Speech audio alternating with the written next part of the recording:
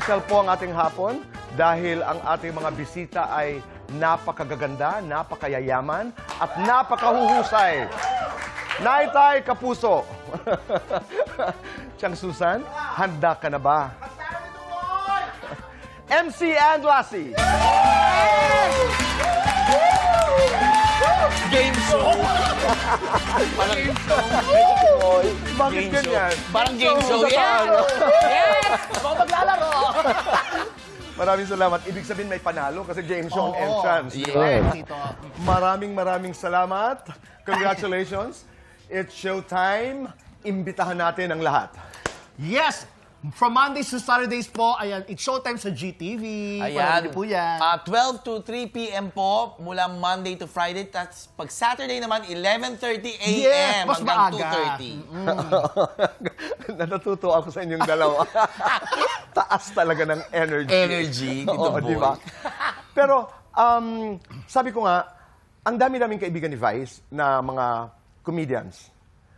Bakit sa palagay ninyo kayo ang napili? Para sa showtime. Siguro kumuha na siya ng balancing itsura. Yung ganon. From pangit, gitna shots, ito maganda.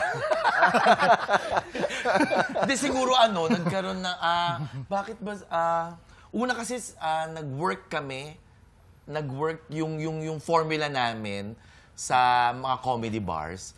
Tapos siguro, after ng ilang taon, sumingit na yung friendship, yung nagkaroon na kami ng palagayan ng loob, kaya siguro kami ang napipili niya madalas.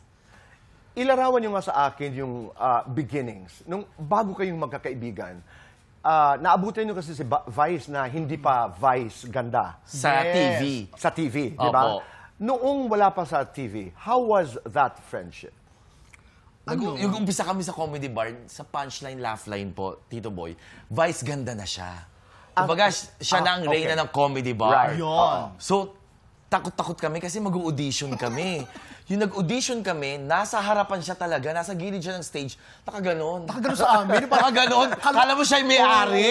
Pero katabi niya yung pinaka-may-ari, kung makaganon siya, kala mo siya. Pero sandali, sabay kayo. Sabay kami sa stage. Kinakabahan kami. Walang ibang komedyante, kundi kami lang dalawa sa stage.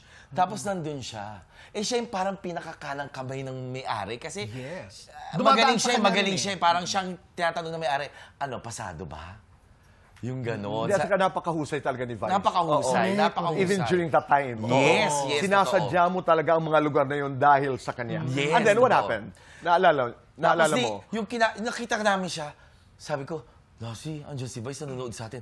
Huwag mong tignan. Tuloy-tuloy lang tayo. Patawa lang. Kasi pag tinignan mo na-stress ka na dahil andun siya, nakaka-intimidate kasi ma-intimidate ka. Hindi ka na makakapag-joke. So, dinedma namin siya. Nakapasa ba kayo? Nakapasa kami. Ayun, nag-umpisa kami sa kitchen, Tito Boy. Ako nagwardya.